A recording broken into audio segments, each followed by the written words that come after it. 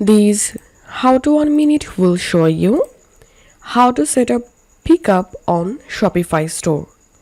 Log into your Shopify admin dashboard and click on settings. And first of all, we will add our address. So click on locations. And here, make sure you edit your locations. Or to create a new location, click on add location. Once you added your location, now click on shipping and delivery. And now we will create a new profile for custom shipping rates. So click on create new profile.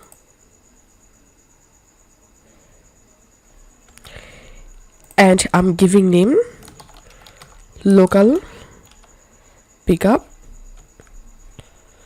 And now we will add products for our pickup. So click on add products and select your products. Click on done. Now scroll down and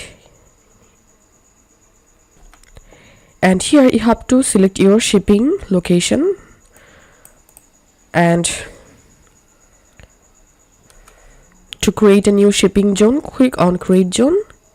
And for example, I'm selecting Australia and giving zone name Australia. Clicking on done.